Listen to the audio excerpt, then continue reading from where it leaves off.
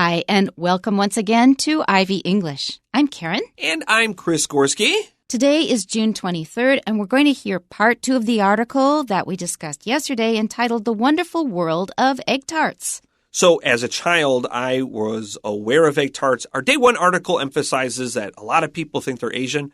I thought they were European because of my grandmother, and she made egg tarts. I was familiar with them, and I was not interested in them as a kid because, well, it's egg and it's tart. Like, why are eggs tart? That sounds terrible. Because tart also means sour. That's right. Tart has several meanings here, and tart in egg tart, of course, is not sour. It's savory. It has a salty flavor. It has a very fulfilling, fatty flavor. But tart can be used to describe like sour candy or think of a sour apple, and also has other meanings. That's right. Tart is often a more polite way of saying sour because sour sounds strong and a bit negative. And you say, how do you like the punch? It's a bit tart. It doesn't sound so critical. So that's one thing. And before we go on, I want to mention that I don't usually call them egg tarts. At least I didn't before I came here. They're custard tarts. I did call them egg tarts. Okay. But although I had heard of custard tarts, I did not know they were the same thing. I thought they were different. Right. So egg with milk in it and sugar and other things made, and then it's usually steamed or baked. That is usually called custard, and you have that word in Chinese now too. Our title again is The Wonderful World of Egg Tarts. Here we go. Lovers of egg tarts will no doubt be thrilled to learn that this delicious snack has a number of exciting variations. Today, we look at some popular modified versions of the classic egg tart. While egg tarts were introduced to Hong Kong in the 1940s, the city has developed its own dim sum style of egg tart ever since. The filling of Hong Kong's tart is smoother in contrast to the custard-like center of the classic egg tart. Such filling is made of mostly eggs, sugar, and unsweetened condensed milk. Although egg tarts are believed to have originated in Portugal in the 13th century, they are hugely popular in Asia now. When seeking a mixture of Portuguese and Chinese culture, we need look no further than Macau, a former Portuguese colony. In 1989, a British baker living in Macau named Andrew Stowe opened a bakery and began selling his very own version of the egg tart, one with English custard, a Portuguese crust, and a burned top. His intention was to give Macau's Portuguese community a little taste of home, and thus the Macanese egg tart was born. Finally, we look across the East China Sea to Japan. In 2013, a bakery invented a new type of egg tart containing French and Hokkaido cream cheese. This new cheesy cake on the tart went viral instantly in Japan, so much so that it soon began making appearances in various other Asian countries. If you're an egg tart lover seeking some fun new twist to your favorite snack, rest assured that plenty of delicious options are available. Okay, so my statement is that I really prefer the Portuguese variety because it is so much more tender. The crust is softer and flakier rather than just being hard like a cookie with this very hard egg filling of the traditional egg tart. That's a personal feeling. Let's go back to the beginning, the wonderful world of egg tarts. Lovers of egg tarts will no doubt be thrilled to learn that this delicious snack has a number of exciting variations. So if you like custard tarts, if you like egg tarts, you may find it interesting to learn that there is not just one kind. There are many different kinds. There are many variations, which the article says are really exciting. Today, we look at some popular modified versions of the classic egg tart. Now, however I feel about sweets and egg tarts, I have to confess that when I'm reading this, my mouth is watering. So let me ask you, when you have the option to try an old classic or the new modified version, generally speaking, do you reach for the old classic or like the new take? It's really hard to generalize because sometimes the old classic is wonderful, like an old classic apple pie is wonderful. And some of the new variations, they've got more sugar and more fat. They're just really a heavy food is not as good. But it really depends. That's funny. When you said apple pie, I had cheesecake in mind. And I have this debate with friends because my friends know that I really appreciate a good cheesecake. Like I go out of my way to like find a good cheesecake. And there's several places that I appreciate and I like recommend full-heartedly. And when it comes to cheesecake, I don't bother with the new variations. I think that you can make an old classic even better. You can perfect the original. And I would take that over like the blueberry version or the raspberry version or whatever it is. Give me the OG classic version, and that's the one I define as this is the best way to know if your product is good or not. Very often I agree. But in the case of egg tarts, I think the so-called new version is much better. They've improved. Interesting. Definitely. Yeah. Okay. Let's continue to our next paragraph. While egg tarts were introduced to Hong Kong in the 1940s, the city has developed its own dim sum style of egg tart ever since. So dim sum is a Chinese word. It's a compound, but it's Cantonese, so you don't recognize it. You have the same word in Mandarin. It's spelled D-I-A-N and X-I-N in Pinyin, so you'll know what it is. And dim sum is a style of different kinds of snacks, usually eaten for breakfast or brunch in Hong Kong. When I was in Hong Kong, they got up so late. I mean, I'm an early riser. I get up usually around 6 or so. And nothing was moving. Nothing was happening until 10 a.m. Until 10 a.m. Nothing. And I lived in a building that had a whole bunch of restaurants. So I knew exactly when they were starting. And it was like well after 9:30. And you couldn't even get breakfast there. It was basically before 10. That's funny. I should have maybe spent more time in Hong Kong. I am very much a night owl. I am very much a person that does my best work probably after 8 p.m. and till about 2 a.m. Okay. I enjoy my evenings. I'm very productive at night.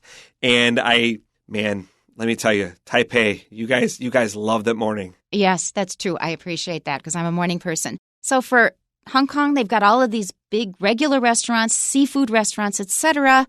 And they do a big business in regular restaurant meals in the evening. But starting around 10 a.m., they've got their dim sum carts, going around. People come in late. They have a brunch, and they're still eating by lunchtime. And then they pick up all the food, and they start playing mahjong. Oh, let me tell you, I have a lot of fondness for the Hong Kong style of Chinese food.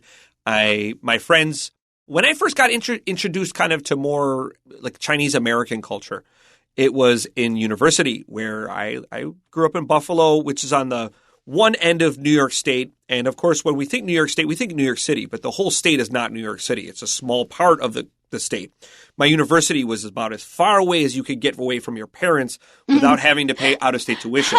So we had a billion people from New York City looking to get away from mom and dad. Oh, really? While Wasn't still just paying you? In-state country. Well, I mean, I grew up in Buffalo. You grew up there. I got it. Yeah. Right. But I was very interested in all these people from different places. I purposely tried not to just hang out with the same old people. And my friends from New York City introduced me to like good quality dim sum when I would go visit them in New York City. And I have a very warm, fuzzy feeling when it comes to like a good dim sum restaurant. Oh, yeah. A lot of Chinese food in the U.S. is not authentic, but there are a lot of really good dim sum restaurants, especially in Chinatown. Yeah, in Chinatown, New York City, there's a lot of good places to eat. That's right. Okay, so they're saying that there was a specific version developed for this dim sum brunch that is so popular in Cantonese-speaking areas. The filling of Hong Kong's tart is smoother in contrast to the custard-like center of the classic egg tart. And that's the one I don't care for because it's too hard. It's just hard. I need to probably try a bunch of different kinds of egg tarts because I just don't, like I said, I was okay with them. And I probably just never ate enough to say like, this is a really good one. Or maybe I just had like a really okay one. And so I never developed affinity for them. Yeah. Maybe. Yeah. Maybe I'm going to go out of my way to try to find a good egg tart. All right. I'm going to go out of my way maybe this week and try one. Okay. Let's go to our next sentence here. Such filling is made of mostly eggs, sugar, and unsweetened condensed milk. If you grew up in America, we have two different kinds of canned milk. One is called sweetened condensed milk, and that's what's used in Taiwan over shave ice. Like if you have shave ice with red bean, you dump some, dribble some of this sweetened condensed milk over it. The kind that is not sweetened, we call it evaporated milk. Next paragraph. Although egg tarts are believed to have originated in Portugal in the 13th century, they are hugely popular in Asia now, and we've kind of covered it. Originated in, that means the place where it was first thought up. When seeking a mixture of Portuguese and Chinese culture, we need look no further than Macau, a former Portuguese colony. And when you say Portuguese and Chinese together, the first thing I think of is Macau. And I visited there before, and I was with a friend, and we had wonderful Portuguese food in a restaurant. And I'm not a drinker. I had only a bit of wine, but I got so drunk. That wine really packed a punch. So those are the things I remember of Portuguese culture in Macau. Did you visit the casinos? No, I did not. That's funny because I'm not a gambler. I'm not a drinker. I would try a sip of the wine. Yeah. I really hate the idea of wasting money in a casino. That is not for me. But I would go for the spectacle. I would go just to say, like, I mean, it's so famous in Macau, right? It's like Las Vegas and not going to a casino. I want to see the spectacle, even if I don't partake. Yeah, I agree with you in theory, but in practice, we didn't have that much time. And my friend and I were both foodies. So that's where we ended up. Right. I think so. Given your circumstance, go enjoy a really nice meal. Yeah. Ultimately, you're going to remember that probably better. It was so good. And I don't remember what the food was. I just remember that really powerful wine and a really nice atmosphere. Okay, so if you're thinking about a combination of Portuguese and Chinese culture, you're probably going to think about Macau. In 1989, a British baker living in Macau named Andrew Stowe opened a bakery and began selling his very own version of the egg tart, one with English custard, a Portuguese crust, and a burned top. Now my mouth is watering. Even though I'm not into this stuff, it sounds delicious. So is the burned top just to char the sugar and it gives it kind of an aesthetic feeling, glossy? That's it. Well, it also gives you a caramelized taste. It does change the taste, but they don't actually burn it. It's just charred, so you've got that nice caramel flavor on the top, and it looks pretty. And is this baked in the oven then, or is this charred because they use an exceptionally high – they almost use like a blowtorch on top to caramelize that sugar? My impulse was to say just from being in the oven, but I don't know. You could be right because that's what they do in the sushi restaurants. Right.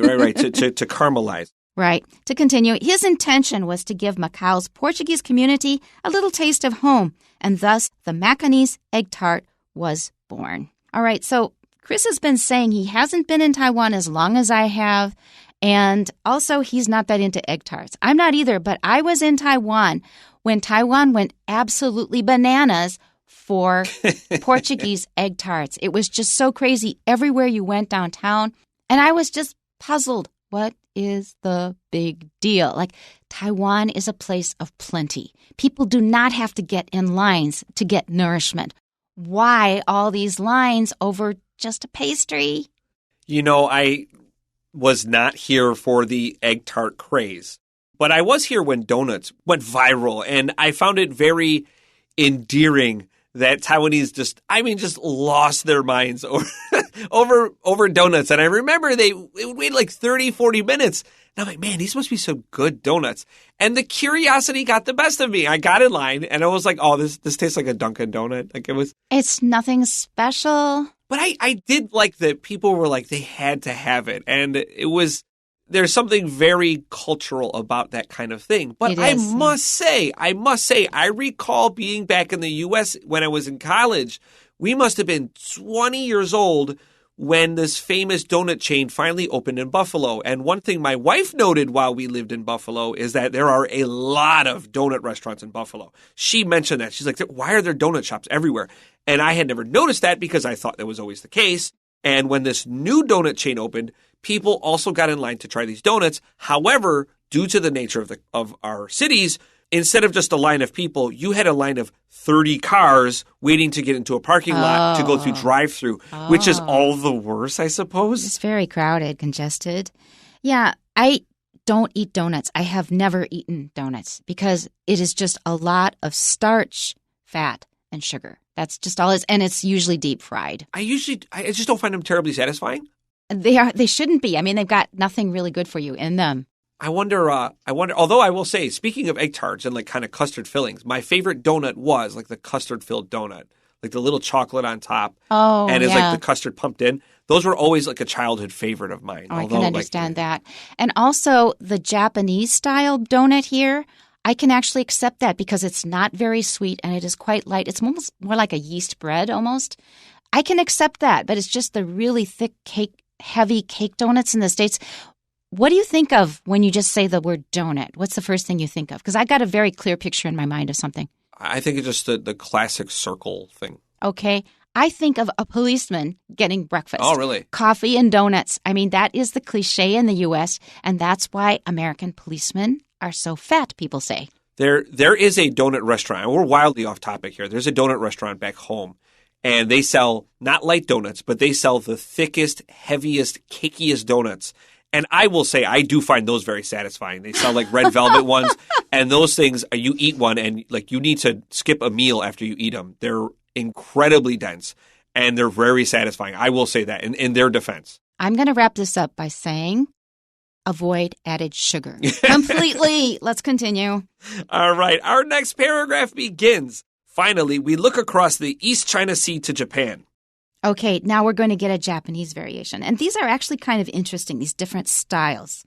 In 2013, a bakery invented a new type of egg tart containing French and Hokkaido cream cheese. That was their take on it. So cheesecake is popular. Cheese has been popular in Japan for a long time. And they also use a sweet variety of cheese that they put in a lot of usually bakery goods and things.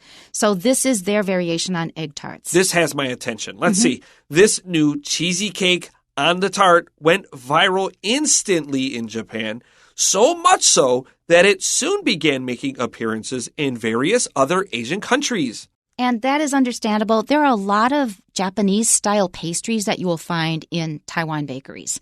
So whatever is popular in Japan, it's going to be over here really fast. Yeah, I think that a cheesecake-style egg tart is going to catch my attention. I would absolutely take a bite of that one just because I'm a fan of cheesecake. But it does seem like you're getting further removed from what an egg tart is to me. That's right. And just taking a bite is okay. But, don't start a habit. Our last paragraph, if you're an egg tart lover seeking some fun new twists to your favorite snack, rest assured that plenty of delicious options are available. Now, this is also a kind of journalistic wrap-up phrase, doesn't have a lot of new information. Okay, we have a couple of questions for you. Number 1, the following content is taken from a diary about the history of the egg tart. Where and when might it be written according to the day 1 passage? The passage goes, we have been using egg whites to starch our clothing, but yolks were often thrown away.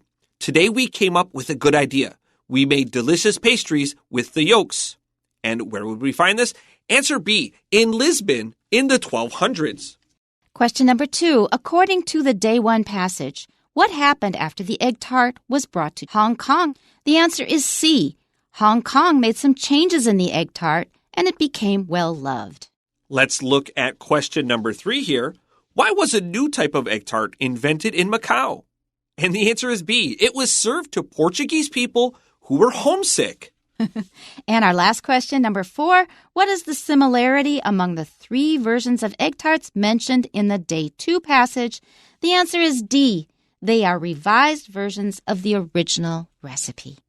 That's all we have time for today. Well, go out and try some different egg tarts, but don't overdo it. We'll see you next time. Bye-bye. Bye-bye.